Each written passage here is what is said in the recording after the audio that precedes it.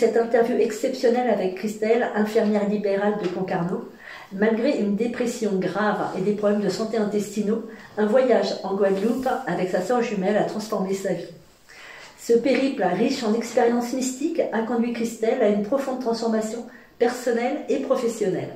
Aujourd'hui, elle nous partage son parcours unique et comment elle a fondé son cabinet Les Mains de Marie. Préparez-vous à être touché par cette histoire de résilience, de foi et de guérison. Bonjour Christelle. Bonjour Emila. Alors Christelle, pouvez-vous nous raconter un petit peu votre parcours avant la Guadeloupe? Oui, donc avant la Guadeloupe, c'était avant mes 40 ans. Eh bien, donc j'étais infirmière. J'ai fait mes études à Paris, à l'hôpital Bichat-Claude Bernard, Paris 18e. Voilà, pendant 3 ans et demi. Ensuite, j'ai travaillé à la Pitié-Salpêtrière en service de cardiologie, soins intensifs. Ensuite, envie de découvrir un petit peu autre chose, donc je me suis mise en intérim. Et là, j'ai vu beaucoup de services, beaucoup d'hôpitaux aussi.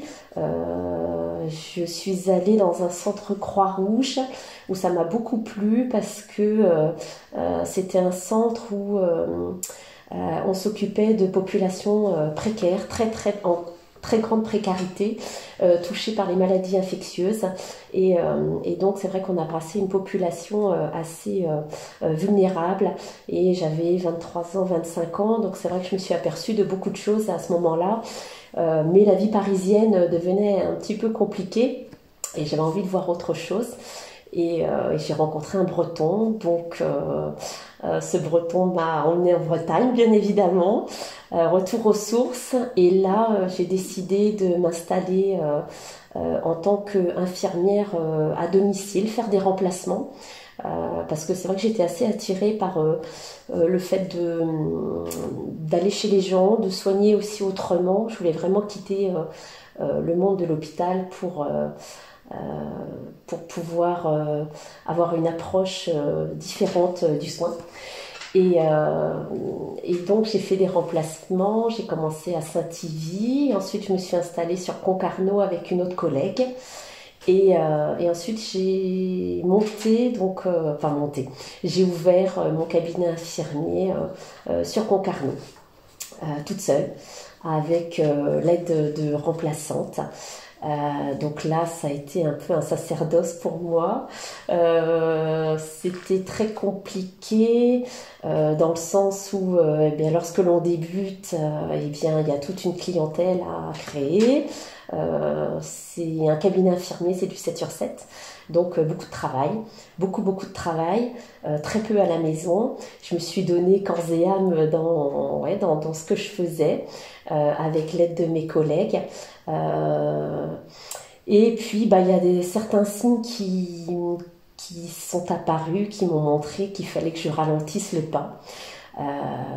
Parce que la fatigue devenait un petit peu trop intense. Et en fait, je donnais le maximum de moi-même jusqu'à un moment où la maladie s'est déclarée. Et la maladie chez moi s'est installée au niveau de mes intestins. J'ai eu une inflammation intestinale et je continuais à travailler, bien évidemment, à fond les ballons. Et oui, la quarantaine approchait. J'ai une sœur jumelle qui habite dans le sud de la France. Donc on ne se voit pas beaucoup et c'est notre maman qui nous a dit, pour vos 40 ans, est-ce que vous ne voulez pas vous retrouver toutes les deux pour être ensemble et puis fêter vos 40 ans toutes les deux. Ma sœur est dans le tourisme, donc elle m'a proposé deux destinations, le Cap-Vert et la Guadeloupe. La Guadeloupe, elle connaissait quelqu'un, on serait chez l'habitant. Et moi, à ce moment-là, en fait, je ne savais pas si je devais partir parce que j'étais vraiment dans le mal, en grande souffrance. La maladie était déjà bien présente, bien installée. Et c'était compliqué de me déplacer et encore plus de prendre l'avion parce que l'inflammation faisait que j'allais aux toilettes très très régulièrement, voire des fois toutes les 2 minutes, donc ça devenait difficile, mais j'ai quand même accepté l'invitation et j'ai décidé de partir en Guadeloupe à condition le petit détail d'avoir une de faire le trajet en fait, d'avoir mon fauteuil juste à côté des toilettes. Voilà, c'était ça la condition. Et donc nous sommes partis. Je suis montée dans l'avion, stressée, mais en même temps rassurée d'avoir mes toilettes à côté. Et bon, c'est vrai que non, mais ce sont des détails qui ont leur importance en fait, donc c'est pour ça que je me permets d'entrer dans les détails. Et donc ma sœur me dit, mais détends-toi, regarde, il y a un petit écran, tu vas pouvoir regarder des films et puis tu es en vacances, donc voilà, ne te pose pas de questions. Et en effet, j'ai commencé à regarder des films et je me suis endormie jusqu'à l'arrivée à Pointe-à-Pitre. Oui, enfin, je me coupe là, oui. Parce qu'en fait, c'est vrai que c'était récurrent, en fait, vos problèmes de santé. Oui. Vous pensiez vraiment pas pouvoir prendre l'avion, ni profiter de ce voyage. Profiter de ce voyage, c'était tellement handicapant, en fait. Voilà, maladie invalidante. Invalidante, voilà. C'était vraiment à ce point. Rectocolite hémorragique, pour dire le nom. Oui, voilà, que l'on comprenne bien, effectivement. Que l'on comprenne bien, comme une maladie de Crohn. Donc vous avez quand même pris un risque en partant là-bas? Alors j'ai pris le risque, en fait, oui, je crois que c'est comme si j'ai été guidée, je devais y aller. Il y avait quelque chose qui m'a poussée à dire oui à ce voyage. Et je me suis dit, bah tant pis, j'y vais. Voilà, j'y vais. Malgré tout, on verra. Avec toute ma batterie de médicaments, je me suis dit, faut que j'y aille, en fait. Donc oui, je crois que j'ai été portée et guidée vers la Guadeloupe. Et donc vous êtes dans l'avion, alors il se passe rien dans l'avion. Comment? Il se passe rien dans l'avion. Il ne se passe rien. Je n'ai pas connu les toilettes de l'avion, en fait. C'était improbable, hein, vu l'état de santé dans lequel vous étiez. Improbable, parce que juste avant de prendre l'avion, j'avais pris mes précautions. Ça veut dire que j'avais été aux toilettes à l'aéroport pour être bien, pour monter dans l'avion. Et les toilettes de l'avion, je ne les ai pas vues. Je ne les ai pas vues. Et vous arrivez en Guadeloupe? Donc j'arrive en Guadeloupe. Pas besoin d'aller aux toilettes de nouveau. Donc nous avions loué une voiture. Donc voilà, beaucoup d'étapes avant d'arriver dans notre petite maisonnée. Et là, c'est comme si j'étais portée, comme si j'étais en vacances, j'étais dans un autre univers, dans un autre monde en fait, comme si je n'étais pas moi-même. J'étais moi sans être moi, parce qu'en fait, je n'avais pas ces problèmes de santé. Plus ces problèmes de santé. En fait, j'avais disparu, voilà, ça avait disparu le temps du vol, le temps de mon arrivée là-bas. Et bon, j'étais un petit peu étonnée, mais j'étais contente que tout se passe bien. Donc voilà, donc on arrive là-bas et le soir, la personne qui nous recevait nous a fait magnifiquement des acras de morue, donc tout ce que je ne devais pas manger, tout ce qui est huileux, tout ce qui est gras, voilà, donc pas d'apéritif, voilà, tout ce qui était gras était interdit, et j'ai mangé tout ce que je n'avais pas mangé pendant un certain temps. Depuis combien de temps étiez-vous malade, hein? 2 ans. 2 ans. Ouais, 2 ans. Et là, je me suis fait plaisir, comme si j'avais 20 ans, en fait, comme si ça n'avait jamais existé, quelque part. Et là, je réalise quand même que j'ai mes médicaments à prendre le soir, donc toute une batterie de médicaments, plus des suppositoires à mettre, que je devais mettre tous les soirs. Et ma sœur me dit, mais non, tu vois bien que c'est dans ta tête, tu n'as pas de problème, tu vois bien que tu n'as pas de problème, c'est dans ta tête. Donc arrête, ne prends pas ces médicaments. Et je décide de la suivre. Donc en effet, je ne prends rien. Et puis, les jours passent, en fait. Le matin, je me lève en forme. Comme si il n'y avait plus de maladie, en fait. la plage, voilà, à 8 heures du matin, de me dire je peux mettre un maillot de bain, parce que je me suis dit je ne pourrais jamais mettre un maillot de bain étant donné qu'il fallait presque des protections voilà, pour être bien et pour pouvoir aller quelque part. Donc une semaine magnifique.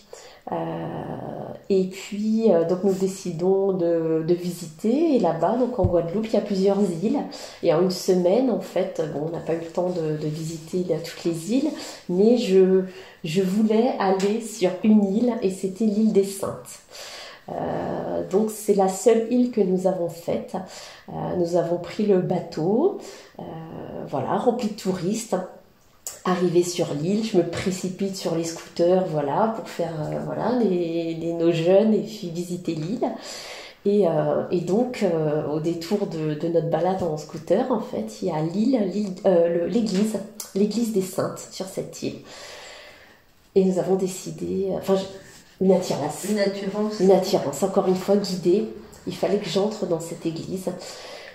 Donc, nous sommes entrés toutes les deux, et là, c'est comme si je découvrais une église, en fait. Je l'ai trouvée très belle. Je l'ai trouvée très belle, magnifique. Je me suis approchée, nous nous sommes approchés de l'hôtel. Et là, j'ai tourné ma tête. C'est comme si ma tête se tournait toute seule, en fait. Presque, il fallait que je regarde sur ma gauche. Et donc, il y a l'allée. Et sur le pan de mur, en fait, il y avait Marie de représenter en grand. Et 2 chaises, en fait. Voilà, c'est ces 2 chaises qui m'ont vraiment interpellée. 2 chaises au milieu de l'allée, vide, 2 chaises vides. Et tout était bien aligné, sauf ces 2 chaises qui étaient au milieu de l'allée. Et là, je me tourne vers ma sœur en me disant, regarde, c'est bizarre, ces 2 chaises qui n'ont rien à faire là. Et elle me dit naturellement, viens, c'est pour nous. Viens, on s'assoit. Donc, elle était à ma droite. Moi, j'étais sur la chaise de gauche. Et elle me dit, je vais prier pour toi, je vais prier pour ton cabinet et ta santé. Voilà, ces 2 choses-là. Et je n'ai fait qu'une chose, en fait, c'est de regarder Marie, regarder sa beauté, et regarder surtout cette couronne d'étoiles. En fait, j'étais très attirée par les étoiles, et c'est elle, en fait, qui faisait les prières, parce que moi je les connaissais sans les connaître, en fait, et c'est elle, en fait, qui a mené la danse, en fait, quelque part. Elle a commencé par Notre Père, et après je vous salue Marie. Et là donc j'ai regardé cette couronne d'étoiles et beaucoup de lumière, de la lumière, de la lumière. Je ne pouvais plus décrocher mon regard de cette lumière. Ma sœur s'arrête, elle voit que je pense qu'elle a vu vraiment que j'étais très attirée par Marie, et elle reprend Je vous salue Marie. Et c'est là où une forte lumière, en fait, est arrivée. En fait, elle est arrivée dans mes yeux. Une lumière divine, en fait, comme une lumière divine. Et là, je suis tombée, en fait. Ma tête, je ne retenais plus ma tête, en fait. Je suis partie en avant. Je suis partie en avant pour, en direction du sol. Je me suis relevée, j'ai réussi à me relever, et j'étais... dans la rigolade, bien évidemment, parce que j'étais tombée et je ne savais pas ce qui se passait. Ma sœur a cru que j'avais fait un malaise. Et non, et je ne pouvais plus m'empêcher de rire, en fait, comme quelqu'un qui tombe, quoi, en fait. Oui, parce que vous m'avez dit que c'était comme si vous étiez décérébralisée, en fait. Alors, votre tête est partie. Ma tête est partie comme si, je ne retenais plus ma tête, en fait, comme si ma tête était tombée d'un seul coup. Et donc là, elle me dit... il se passe quelque chose, viens, on recommence. En fait, il se passe quelque chose. Et donc, pour recommencer, elle a repris un Je vous salue Marie. Et là, ça a été je vous. Ça s'est arrêté là. Et là, je suis retombée de nouveau. Sauf que cette fois-ci, alors on tombe pas d'un coup. Il n'y a pas de fracture, il n'y a pas d'hématome, il n'y a pas de trauma crânien. De protection. En fait, on tombe doucement. On tombe doucement. Ouais.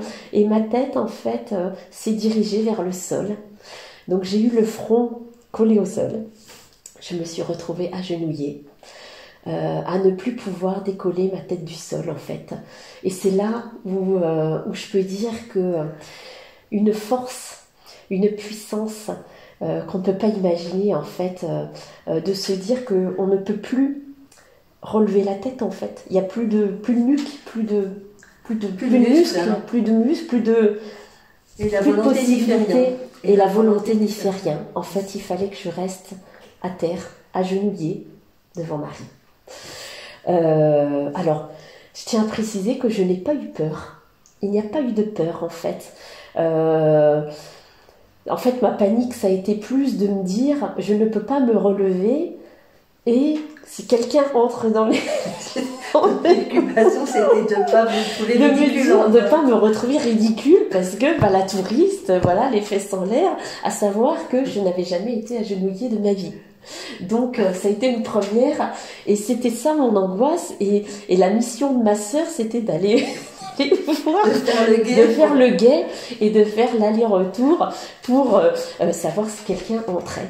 En fait, et donc elle revenait et puis elle disait non, et en fait elle ne savait pas quoi faire. En fait, elle tournait autour de moi comme une bêta, voilà, sans savoir quoi faire. Et pendant ce temps-là, en fait, j'avais du souffle en fait qui entrait. En fait, ça me secouait, ça entrait, ça ressortait, ça repartait, ça entrait de l'autre bord. En fait, j'étais secouée. Et ma sœur me dit, de toute façon, on ne peut rien faire, il faut attendre que ça se passe, en fait.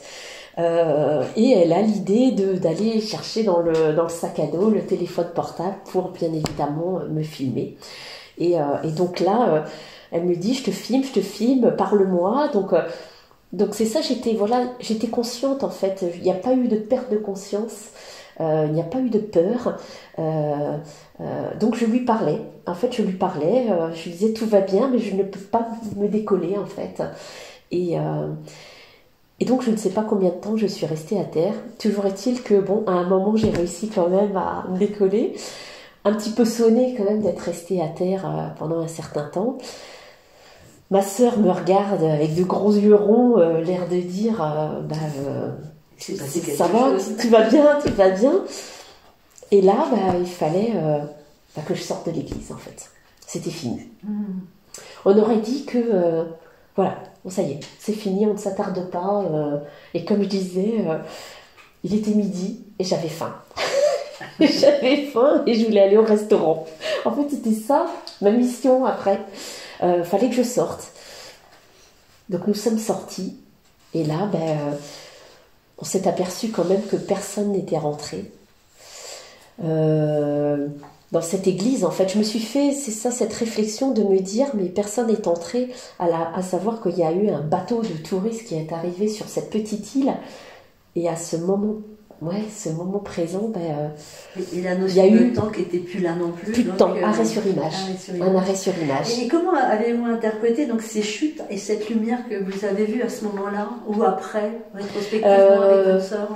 Eh bien, c'est comme si je n'avais pas compris, parce qu'au restaurant, donc, en fait, ma sœur me regardait comme si j'étais une autre personne, et elle me dit, mais Christelle, tu n'as pas compris, il s'est passé quelque chose. Et en fait, je ne savais pas comment lui dire, lui expliquer. En fait, je ne savais pas quoi dire, en fait. Je lui dis, oui, il s'est passé quelque chose, mais je ne sais pas. En fait, c'est comme si une grâce est arrivée, mais à l'époque, je ne savais pas ce qu'était qu'une grâce. Oui. Et je ne savais pas vraiment quoi dire. Après, ce qui a été le plus surprenant, c'est quand elle m'a dit, mais Christelle, de toute façon, je vais te montrer comment tu étais, étant donné que je t'ai filmée. Et je la revois, en fait, chercher dans le téléphone, en fait, le film. Et elle me dit, mais il n'y a pas de film, mais c'est pas possible, il n'y a pas de film. Christelle, je t'ai filmée. Et en fait, je me souviens d'elle dans tous ses états, parce que elle se souvient en fait du petit pointillé, comme quoi on filme, en fait, on est en train de filmer. Et elle me dit, Christelle, il n'y a pas de film. Il n'y a pas de film, je ne comprends pas. Et là, c'était un peu la panique à bord de se dire, mais qu'est-ce qui se passe, en fait? Et là, cette semaine en Guadeloupe, en fait, il y a eu donc voilà, cet épisode-là, et surtout cette maladie qu'il n'y avait plus. Donc là, c'est vrai que les Saintes, en fait, ça a été en fin de semaine. Après, nous avons repris l'avion. Mais c'est vrai que cette semaine-là, c'est comme si j'étais portée. On prenait, je sais pas, possession de mon corps, peut-être. Je ne sais pas comment l'expliquer. Toujours est-il que Ensuite, donc il y a eu le retour bah, après, le retour. Et là, retour terrible. Parce que dans l'avion, tout Retour allait bien catastrophique. encore. Et bien dans l'avion, je me suis endormie. D'accord, Pareil. endormi. 8 heures à peu près le voyage. C'est ça. Et Je vous me souviens plus arrivez, exactement. donc vous arrivez à l'aéroport et qu'est-ce qui se passe? Et là, c'est la catastrophe. Ça repart. Et là, ça repart. Et là, je courais aux toilettes. Je courais comme si, mais c'est comme si je reprenais mon corps, le corps de Christelle, quoi. Je sais pas, je reprenais mon enveloppe et là, je courais aux toilettes et de me dire, mais mince, les saignements reviennent, tout revient. Et bien là, je me serais mise à pleurer, en fait, de me dire, mais comment ça se fait que j'étais si bien? Et donc, j'ai repris le travail, difficilement, très difficilement. Hein. Et là, on arrive au moment de Noël. Et à Noël, le jour de Noël, je travaillais. Et là, j'ai été prise, en fait, comme si j'avais envie de vomir, mais je ne savais pas, en fait, rien ne venait. En fait, c'est comme si je vomissais de l'air, en fait. Je vomissais le mal. On aurait dit que je vomissais le mal, et c'est comme s'il fallait que j'attrape avec ma main, il fallait que je fasse sortir le mal. C'était le jour de Noël, voilà. Le jour de l'arrivée de Jésus, en fait, ça a été... j'ai travaillé, la veille, j'ai travaillé le 25, et ça a été mais toute la journée, du matin au soir. Du matin au soir jusqu'à mon retour à la maison. On aurait dit que le mal sortait. Et je me suis dit, si seulement le mal pouvait sortir. Et je demandais, je dis, faites-moi sortir, oui, ce mal. Faites-moi sortir ce mal, mais... Vous aviez envie de vous libérer de quelque chose. C'est ça, je vomissais le mal, en fait. Ouais. Et on se laisse porter, en fait. On se laisse porter parce que de se dire, si seulement le mal pouvait partir. Sauf que le mal était bel et bien là. Et donc, à un moment, mes jours de repos, je me suis retrouvée allongée pendant 3 jours, où là, je n'ai pas mangé. Ça n'allait pas. Des fortes douleurs. Ça n'allait pas du tout. Et je dis à mon compagnon, je dis là, je crois qu'il faut que tu m'emmènes à l'hôpital. Et je dis à ma petite collègue qui était enceinte, qui partait en congé maternité à la fin du mois, et je lui dis, écoute, je pars à l'hôpital, mais ne t'inquiète pas, je reviens. Je reviens, ne t'en fais pas, je vais faire des examens, mais je reviens. Et je suis partie à l'Hôtel-Dieu à Pont-l'Abbé, là où j'étais suivie par mon spécialiste, et donc hospitalisée d'urgence pour une grosse crise inflammatoire. Et là, donc sous morphine, forte dose de corticoïdes. Et là, il s'est passé des choses aussi à l'Hôtel-Dieu. J'ai eu cette impression de sortir de mon corps, en fait. Des choses, mais bon, on se dit, bon, il y a la morphine, il y a la batterie de médicaments. Mais je sais pas, je reste sur une image où j'ai eu cette impression de rêver, en fait. Et je sais pas, j'étais dans mes papiers, c'était comme si j'étais dans une rue de Guadeloupe et j'étais en train de chercher ma tournée pour le lendemain avec la liste de mes patients. Et là, il y a une espèce d'homme un peu bizarre qui arrive et qui me demande de le suivre. Et donc, je suis, puis là, je sais pas, on tourne à l'angle d'une rue. Et je m'aperçois que c'est le mal, en fait. Et je me dis, mince, je suis en train de le suivre. Et là, je réalise qu'il m'a empoisonné. Et je décide de faire demi-tour pour repartir. Et là, en fait, je sens que je tombe, en fait. Et je me dis, il m'a empoisonné, donc je tombe. Et c'est un rêve, hein, mais je ne sais pas pourquoi je l'ai dans la tête. Et je tombe. Et là j'ai l'impression que je suis en train de mourir. Et je vois des enfants qui passent, comme la vision en Afrique, vous savez, les enfants qui jouent avec un pneu, vous savez, pneu qui fait rouler les Et en fait, j'avais cette vision-là, et de me dire, mais les enfants passent et ne me voient pas, je suis en train de mourir. Et là, il y a un homme en blanc qui est arrivé. Je ne peux pas dire, je n'ai pas vu sa tête, mais il était en blanc. C'est ça, en fait, c'est ça, j'insiste là-dessus, parce qu'en fait, c'est comme si... Ça, je m'en souviens fortement. Autant les rêves, on s'en souvient plus que là. Et c'est comme si c'est un homme qui est arrivé paisiblement, qui est arrivé vers moi et qui m'a pris, en fait, comme s'il m'avait porté sur son épaule, en fait, comme on porte un mouton, je sais pas, en fait, comme ça. Et en fait, je me suis vue au-dessus de lui. Et en fait, c'est comme si j'avais une âme. Mais en fait, donc il y avait mon corps et mon âme comme ça, en fait. Donc j'étais accrochée à mon corps.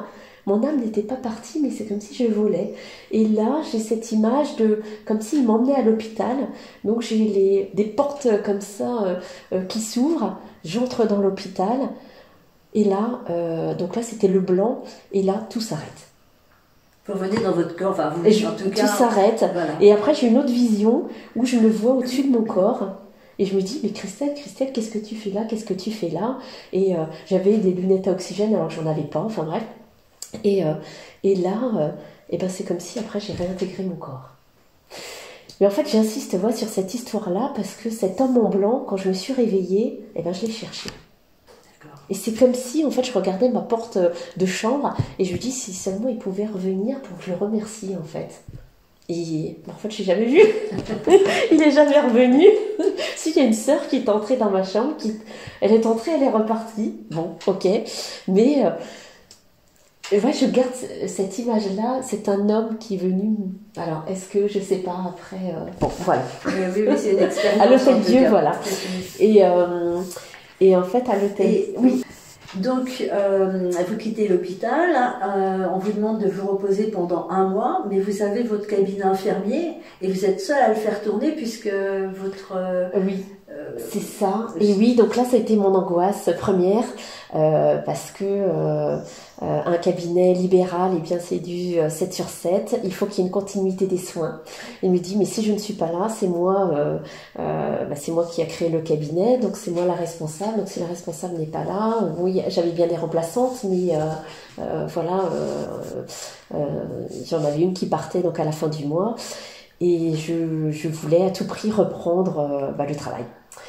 C'était mon objectif. Enfin, en fait, c'est là où on se dit, on met sa santé en second plan.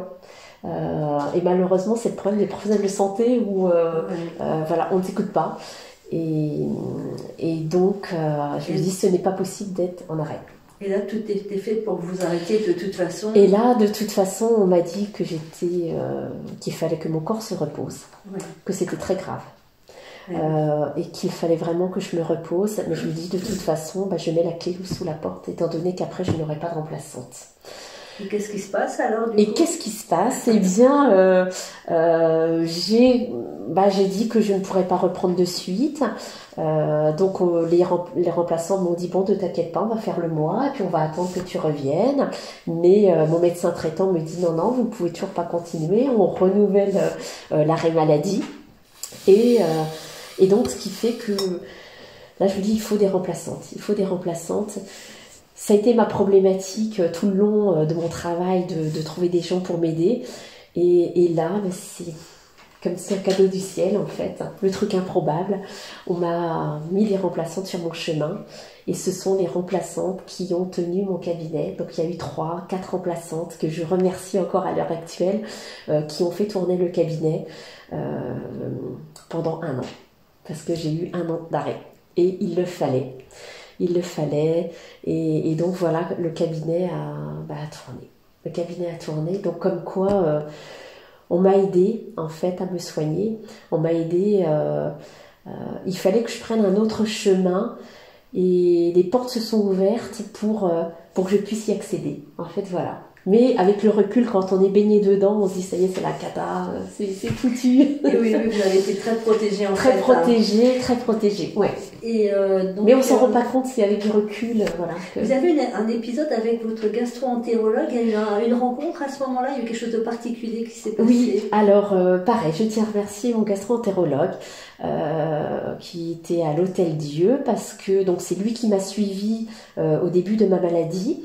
Et à mon retour de Guadeloupe, étant donné que il y avait eu cet épisode-là où j'ai eu une semaine en santé, lorsque j'ai eu ma consultation avec lui, j'ai eu comme si une petite main me poussait derrière, en fait, en me disant, mais dis-lui, Il était en train de me prescrire en fait ma batterie de médicaments. Il voulait me mettre à 100% parce que c'est une maladie chronique. Donc voilà, on était parti là-dedans. Et là, mais une force qui me disait, dis-lui. Mais on n'a pas le choix. En fait, c'est ça, on est offert, c'est de la volonté. En fait, c'est leur volonté. Donc, eh bien, fallait que j'ouvre la bouche en fait. Et là, je me suis dit, mais quand je vais lui dire ça, non mais je me suis dit, je vais finir à Gourmelin. Voilà, je vais finir en psychiatrie. C'est bon, c'est mort pour moi. Et bon, et là, je me suis lancée. Et donc, je lui dis, voilà, là, vous mettez tous mes médicaments, je comprends bien, mais il faut que je vous parle de quelque chose. Il faut que je vous dise, il s'est passé quelque chose pendant ma semaine de vacances. Et donc là, je lui raconte tout. Cette semaine en santé, où la maladie s'est arrêtée. Et j'ai poussé un petit peu et j'ai raconté l'histoire de l'église aux Saintes et ma chute, ma chute vertigineuse dans l'église devant Marie. Et là, j'attendais le verdict.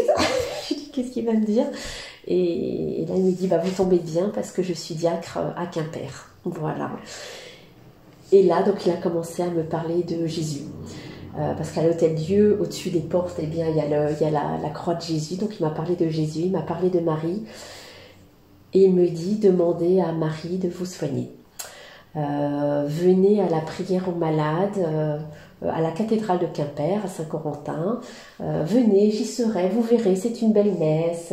Je vous y invite. Enfin, voilà. Et donc, je quitte son bureau avec ces informations-là, avec ma prescription sous le bras, bien évidemment, mais ces informations-là. Parce que Christelle, vous n'étiez pas... vous êtes croyante, mais pas pratiquante, en fait. Hein. Non, donc j'ai été baptisée. Donc ma sœur jumelle a été baptisée aussi, mais nous n'avons pas suivi d'enseignement. Nous n'avons pas fait notre catéchisme parce que notre maman...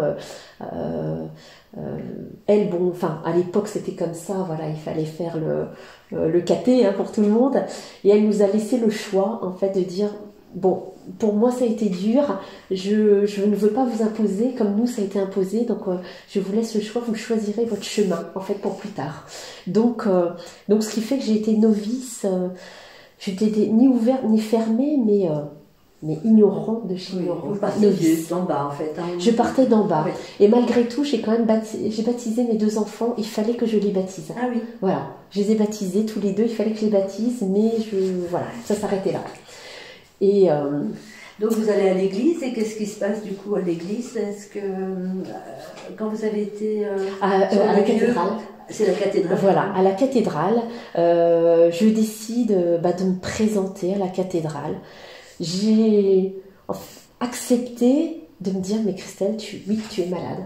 Si tu as proposé, oui, Christelle, tu es malade, il faut que tu y ailles. Il y avait une forme de déni de votre maladie. Le déni de se dire, je suis soignante. Oui, je ne peux pas être malade. Je ne peux pas être malade. Oui. Et je suis arrivée comme ça à la cathédrale. Donc lorsqu'on entre, en fait, Marie est sur la droite.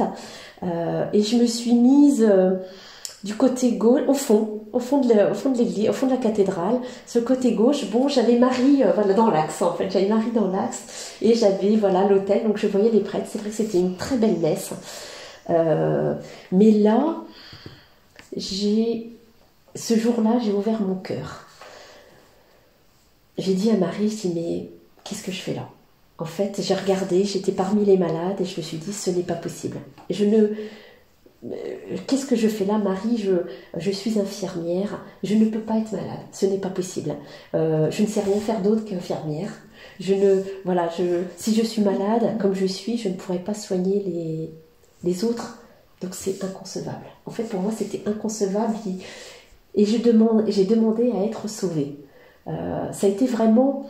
je crois que j'insiste là-dessus. Lorsqu'on fait par exemple des prières, des fois les gens disent je ne sais pas comment faire, je dis mais c'est le cœur qui parle, demandez avec votre cœur, peu importe les mots, peu importe, c'est le cœur qui parle. Et je crois que ce jour-là, c'est comme si j'avais pris mon cœur et je lui avais donné en disant Marie, viens me sauver, viens m'aider. Et là j'entends cette petite voix qui me dit tout simplement, d'une douceur très, très doux, Christelle, ne t'inquiète pas, je suis là, tout va bien. Je suis là, tout va bien. Bah, j'ai envie de dire non, ça n'allait pas. J'étais dans le mal total, non. Mais je suis là, tout va bien. Et je suis repartie de la cathédrale avec ça. Avec voilà, cette voix. Et pendant mon arrêt maladie, eh bien, donc j'étais vraiment dans le mal. Je m'installais des fois sur mon lit, les douleurs arrivaient, puis cette main, en fait, cette main douce qui venait prendre, voilà, jeter par terre, prendre, jeter par terre. Ça commençait un petit peu c'était votre main qui, c'est ma main, voilà, qui était bougée en fait, guidée. Et en fait, c'est comme si j'étais enveloppée en fait de la chaleur, de l'amour en fait, et puis doux. Pendant cette année, en fait, convalescence. Voilà, ça a été ça, et je me suis laissée porter. Et lorsqu'on est dans le mal, de toute façon, on ne pense qu'au mal, on ne pense qu'à ça. On pense qu'à sa souffrance, on pense que on ne sait pas comment va être le lendemain. Le quotidien est très difficile. Et ouais, cette main qui arrivait, voilà comment ça a commencé. Et donc pendant 1 an. Et là, j'ai repris le cabinet, voilà, 1 an après. Donc voilà, les remplaçantes ont fait merveilleusement le travail. Donc j'ai repris, voilà, petit à petit, j'ai retrouvé mes patients qui s'étaient beaucoup inquiétés pour moi, et je pense que les gens prient aussi pour moi. Et voilà, donc j'ai repris tout doucement, mais j'avais mis ça de côté en fait.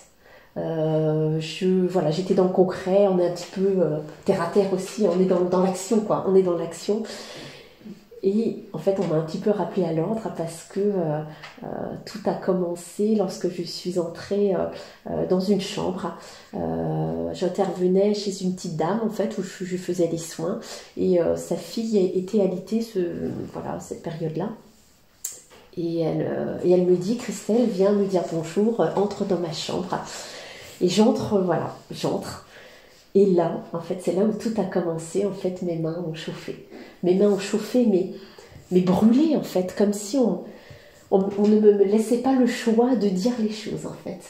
Et je dis à cette personne-là, je dis, écoute, je sais pas ce qui se passe depuis que je suis entrée dans ta chambre, j'ai les mains qui chauffent, qui me brûlent, je ne sais pas ce que j'ai à faire, on dirait qu'il faut que je pose les mains sur toi, mais je ne sais pas. Et pareil, je me suis dit, mais qu'est-ce qu'elle va penser de moi, parce qu'elle me voit, voilà, Christelle, infirmière qui fait les soins, et c'est tout.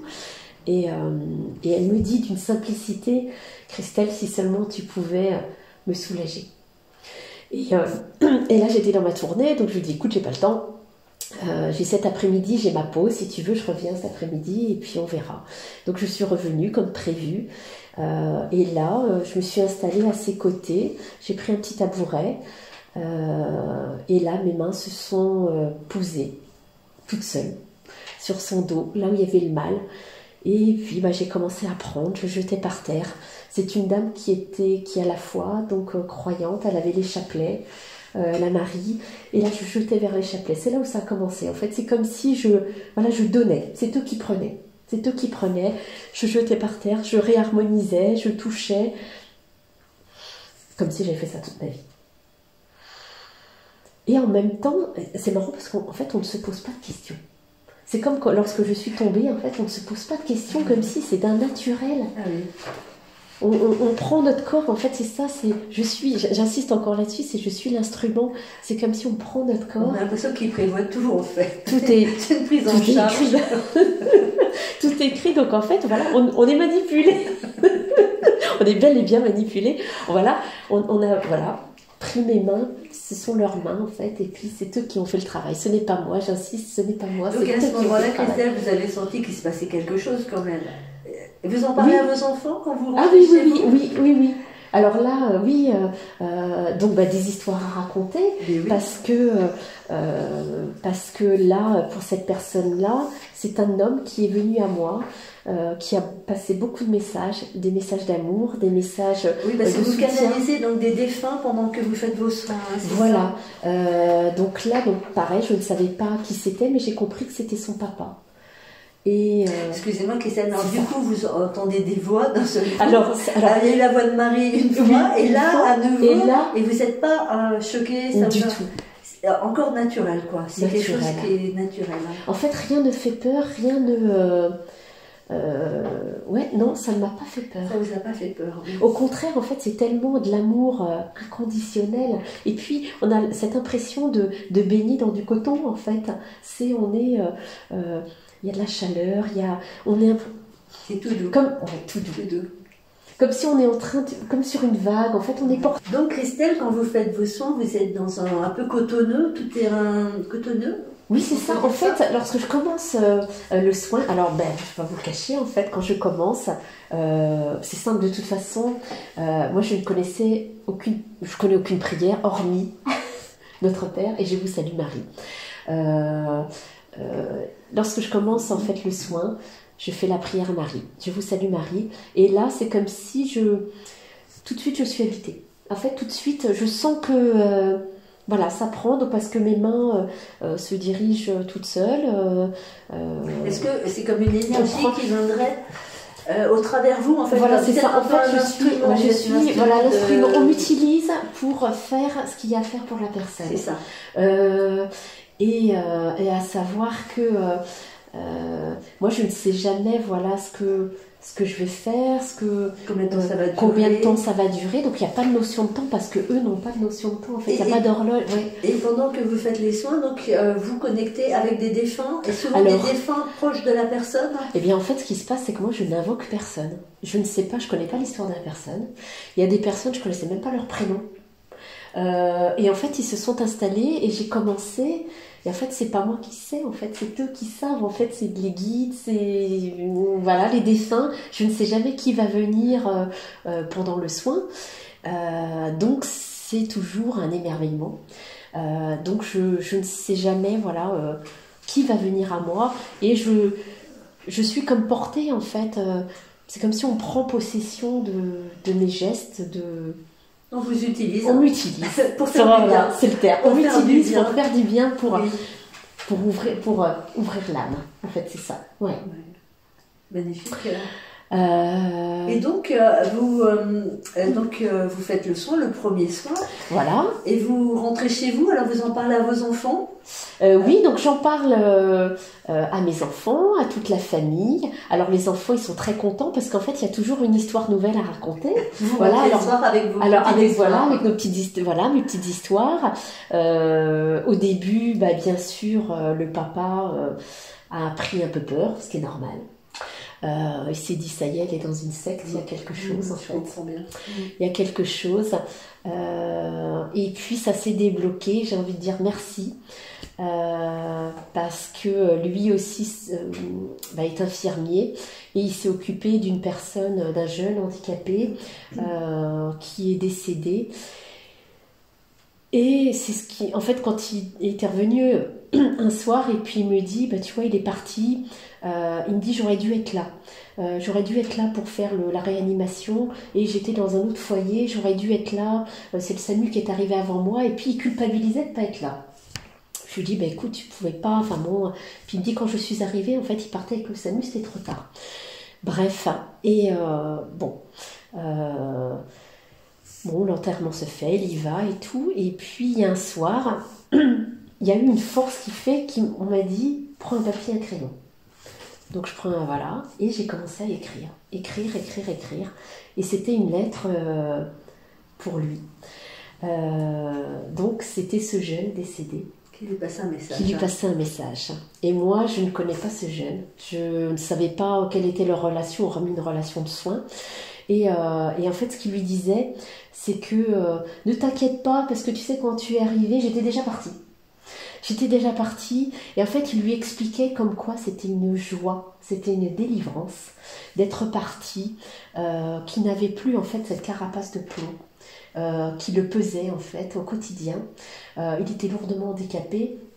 Et là, en fait, il expliquait comme quoi il était, mais d'une légèreté. Il disait, je suis léger comme une plume, si tu savais. Il dit, d'ailleurs, si tu trouves une plume sur ton chemin, sache que c'est moi. Allez, je te laisse, voilà. Et je signe tout chousse. En fait, voilà. Bon, hop, je mets ça dans une enveloppe. Je lui glisse. Je lui dis, c'est pour toi. Bon. Voilà, le lendemain passe, surlendemain passe. Je dis, bon, j'ai écrit des bêtises, quoi. Et puis après, il vient me voir et il me dit comment tu savais pour Touchous? Je lui dis bah écoute, je sais pas. Il me dit en fait, lorsque je terminais le soin, en fait, étant donné que nous, en libéral, on court tout le temps, et en fait, il fallait qu'il parte voir quelqu'un d'autre. Donc le petit lui disait allez, Touchous, Touchous. Et en fait, c'était leur terme en fait entre eux. Et c'est là, j'ai envie de dire merci d'avoir ouvert la porte, parce que là, c'est là où ça a libéré. Et il a pris conscience que... il s'était passé quelque chose. Il s'était passé quelque chose, et ce que je disais, quelque part, était vrai. Et pour revenir à l'histoire de la plume, en fait, le jour de l'enterrement, quand il est revenu à la maison, il y avait une plume blanche sur le paillasson, mais il n'avait pas reçu la lettre, donc la plume blanche, il l'a poussée du pied, voilà, pour laisser place. Mais en fait, quand je lui ai donné le courrier, en fait, il s'est rappelé de cette plume blanche qui était posée sur le paillasson, en fait. Tout ça pour dire que ça m'a beaucoup aidé à ouvrir certaines choses, à ouvrir la maison, on va dire, parce que les enfants sont ouverts, mais nous, en tant qu'adultes, on est un peu moins ouverts, et donc ça a permis que les choses prennent, Les choses prennent, et il a pris conscience que je n'étais pas dans une secte, que les choses étaient... Ça les a rassurés. Voilà, ça les a rassurés. Et comment vous est venue l'idée donc de créer votre cabinet Les Mains de Marie? Alors, voilà. Eh bien... donc comme je vous disais, j'ai repris le cabinet, mais avec une autre vision. Et pour revenir à ce premier soin en fait chez cette dame-là, eh bien on m'a mis sur mon chemin des personnes à qui je devais poser les mains. La deuxième personne, ça a été une dame de 90 ans qui avait un zona et qui me dit oh Christelle, je voyais un discompteur dans le temps, mais maintenant il est mort, il me soulageait, il me faisait beaucoup de bien. Et là c'est pareil, c'est comme si on prend possession de ma parole en fait, et je lui dis je sais pas, peut-être que je peux vous aider. Mais je ne savais même pas. Mais c'est ça, en fait, de se dire, je ne sais même pas ce que je peux faire, quoi faire, oui, non. Et la parole est venue, en fait, je me suis proposée à elle, et elle me dit, je veux bien. Et là, deuxième soin avec les mains, où là, pareil, donc j'ai posé les mains au-dessus d'elle, et là, du feu qui sortait, de la souffrance de la guerre. Et c'est son mari défunt. Donc au début, j'ai eu beaucoup les défunts. Son mari qui lui disait allez, fais sortir maintenant. Tu ne peux plus garder tout ça en toi. Tu vois bien, regarde, ça ressort par ton corps. Tu vois, ça ressort par ton corps. Allez. Et en fait, je faisais sortir, mais c'est vrai que ça a été très puissant parce qu'il y avait beaucoup de souffrance en elle, des choses qu'elle avait accumulées. Et on aurait dit que là, à 90 ans, il fallait qu'elle se soulage, en fait. Il fallait qu'elle... allez, maintenant, soulage ton âme. Soulage tout ça et on fait sortir. Et je crois que c'est ça ma mission en fait. On me met des personnes sur le chemin pour ouvrir leur cœur, ouvrir leur âme, soulager leur cœur. Et voilà, cette dame-là, après, il fallait qu'elle parte légère en fait, légère. Et donc au fur et à mesure, donc j'avais mon cabinet et en même temps j'avais ces personnes-là qui venaient, donc ça a été une joie en fait de me proposer et puis surtout de me dire je soigne au final, je suis en train de soigner. C'est du soin. Et un soir... du soin de l'âme. Du soin de l'âme. Et lorsqu'on soigne l'âme, on soigne le corps, on soigne tout. Oui. On soigne tout.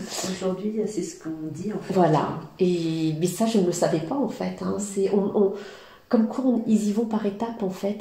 Ce n'est jamais brutal, c'est un cheminement. Il y a une cohérence. Tout est cohérent à notre rythme, à notre façon de percevoir les choses, de recevoir les choses. Est-ce qu'on est prêt aussi? Et donc les choses se sont faites au moment où vous êtes prête, au bon moment. Voilà, c'est ça, au bon moment. Alors du coup, quels soins vous proposez et qu'est-ce que ça apporte à vos patients finalement? Je voulais juste revenir pour les mains de Marie, j'ai pas fini. Oui, on n'a pas fini.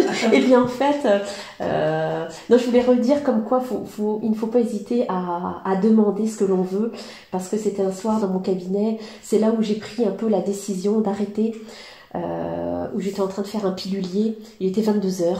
donc debout depuis les 6 heures du matin, C'est tard. 22 heures, faire un pilulier avec les médicaments de toutes les couleurs, de toutes les formes. Et là, je me suis dit, c'est là où j'ai pris conscience et je me suis dit, je ne peux plus. Je ne peux plus. Je ne suis pas en train de soigner. Je ne suis plus dans le soin. Je ne sais même pas comment la personne fait pour rester debout. Et là, c'est pareil, je lève les yeux en l'air en me disant, arrêtez-moi tout ça. En fait, je ne peux plus.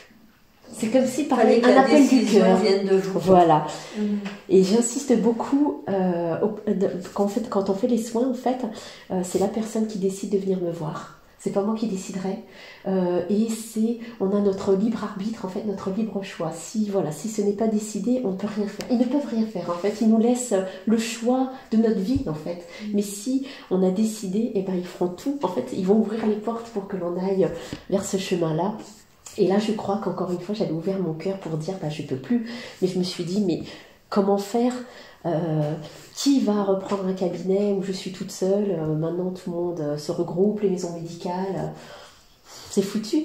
Et c'est mon fils à table qui me dit, mais maman, pourquoi tu n'arrêterais pas? Pourquoi tu ne t'installerais pas avec tes mains? Tu sais que tu as les mains de Marie. Et voilà, comme ça commençait, tu as les mains de Marie. Mais si vraiment tu pourrais soigner, maman, arrête ton cabinet et tu verras, tu seras guérie. Pareil, comme si on était passé par ce petit cœur pur, en fait. Oui. On lui a donné la parole pour que je l'entende. Et je crois qu'on me disait, mais je ne l'entendais pas. Il fallait que ça passe. Il fallait que ça passe, voilà. Et qu'ils me disent, mais tu vois, tu seras à la maison, tu seras avec nous, et tu verras, tu ne seras plus malade.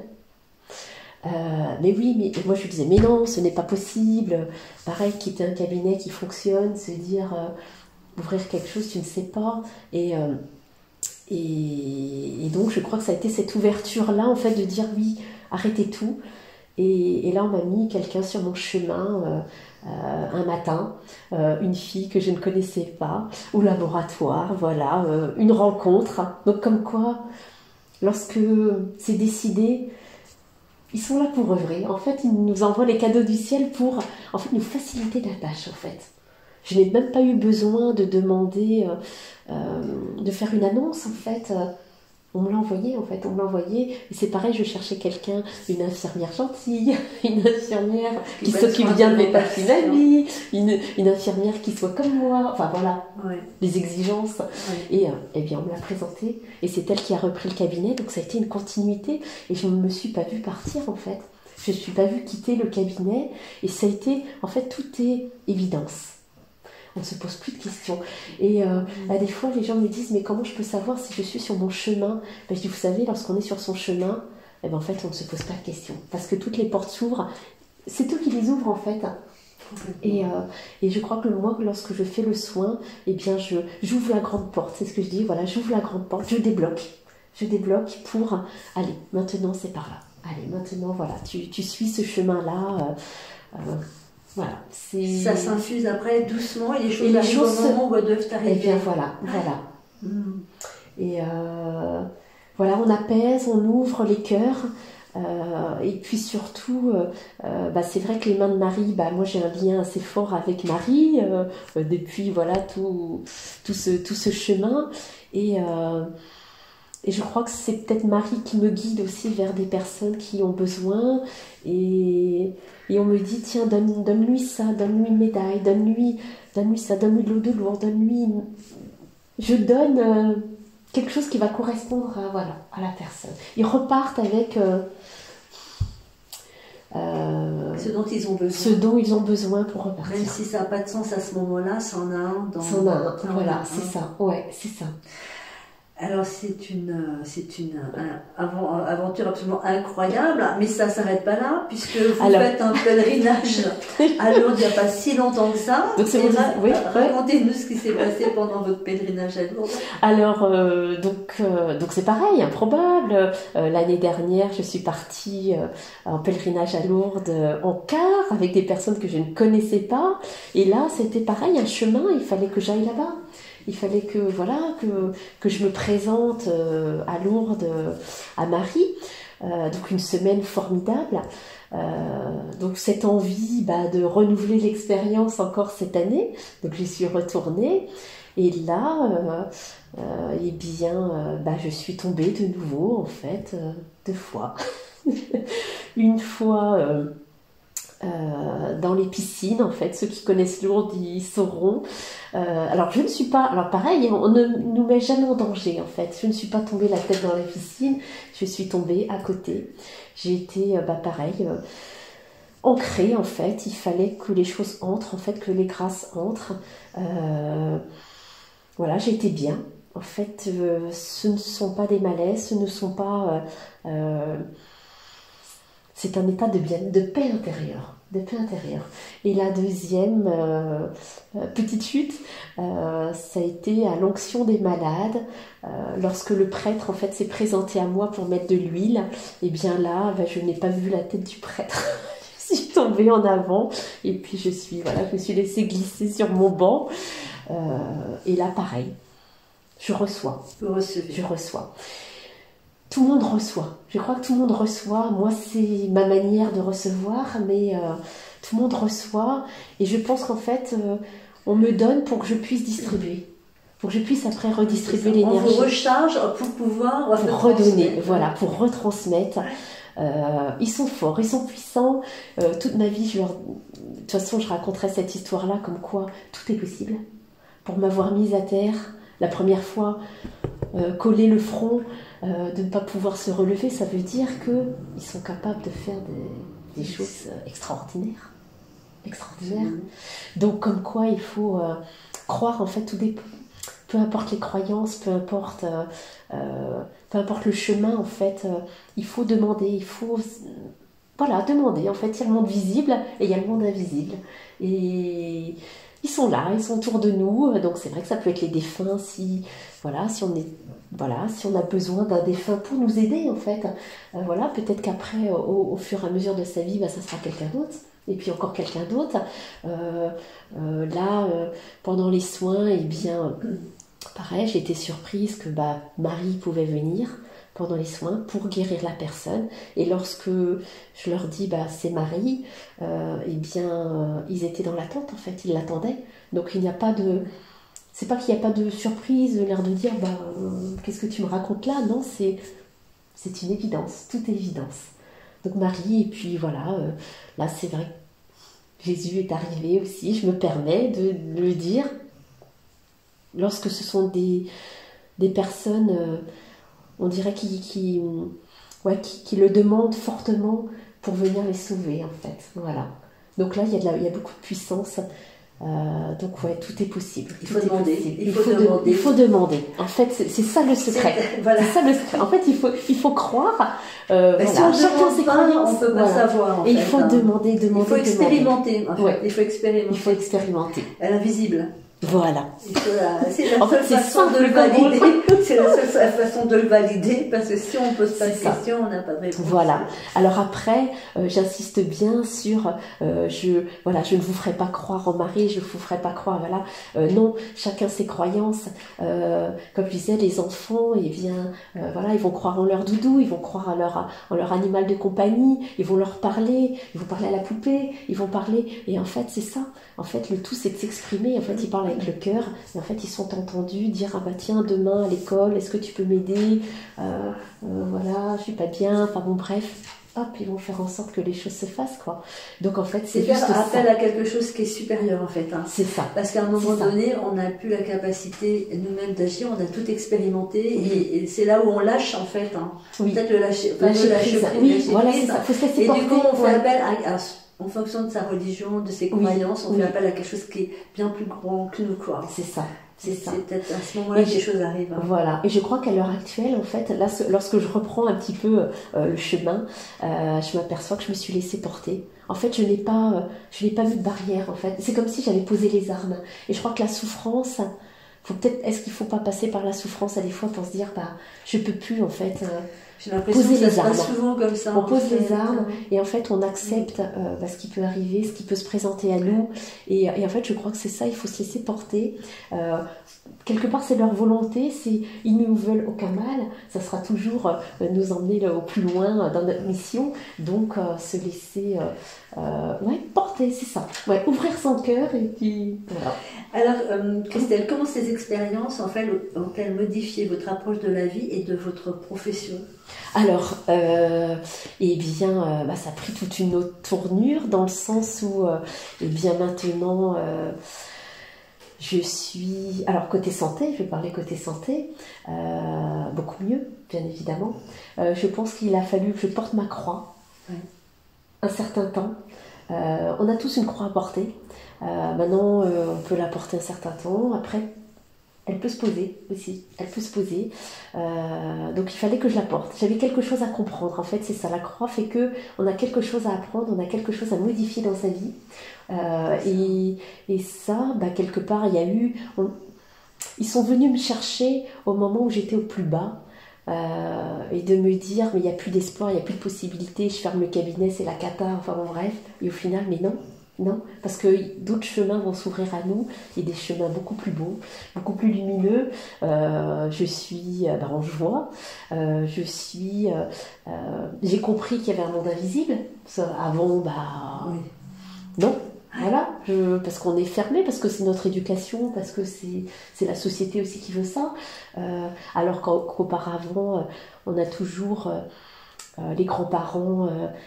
Même les ancêtres, en fait, ils faisaient appel aux dieux, les plantes. On a oublié, en fait. On allait voir la dame du village, qui soignait, on ne sait comment, mais elle soignait. Et tout ça, en fait, on a écarté tout ça. Alors qu'au final, c'est en nous. C'est en nous. Et donc, j'ai pris conscience que il y a... Voilà, nous, on est sur Terre pour accomplir des missions. Ils sont tous là pour nous accompagner. On est là aussi pour s'entraider entre nous, en fait. Moi, j'ai ça à vous apporter, mais quelqu'un d'autre aura encore autre chose. Et puis d'autres... chacun a un don, en fait. Chacun a un don. Il y en a, ça va être le don du chant. Il y en a, ça va être le don du dessin, la peinture. Ça va nous émerveiller. Donc, en fait, on est tous là à s'émerveiller les uns les autres et tout. Et pour s'apporter quelque chose, pour pouvoir continuer sur son chemin, en fait. Et maintenant, à l'heure actuelle, eh bien, le matin, lorsque je me lève, je dis bonjour à tout le monde, bonjour à tous, à la grande famille, bien dormi et tout. Et en fait, je crois qu'il faut parler avec son cœur comme on est. Il faut rester simple, il ne faut pas se poser de questions, pas chercher des mots qu'on ne comprend pas, ce n'est pas la peine en fait. Et puis de se dire, là aujourd'hui, me dire, je vais avoir mon interview, un peu le trac, faites-moi passer une belle journée, faites-moi faire de belles rencontres, que tout se passe bien, et puis voilà, et puis je me laisse porter en fait. Et c'est ça le secret en fait, c'est eux qui vont nous faire rencontrer les bonnes personnes, qui vont nous amener encore autre chose. Et puis le soir, je remercie. Voilà. Donc, vous êtes dans la foi à présent? Alors maintenant, je suis très attirée par l'église. Je fleuris mon église. Je suis très attirée. Et ce que j'aimerais, ce serait de pouvoir faire venir... Enfin, en fait, on voit beaucoup de personnes aussi qui sont perdues sur leur chemin, qui n'ont plus goût à rien.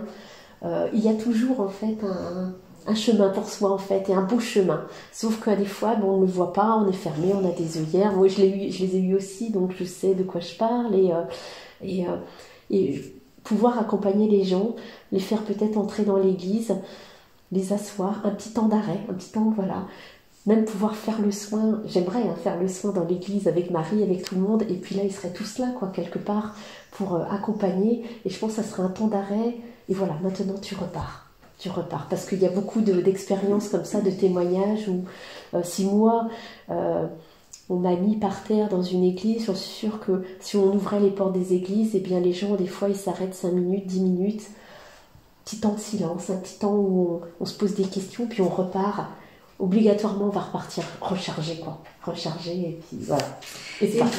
Merci infiniment Christelle de nous avoir partagé cette histoire incroyable. Merci à vous, merci. Et puis qui est une véritable source d'inspiration pour nous tous. Voilà. Merci beaucoup Ouais.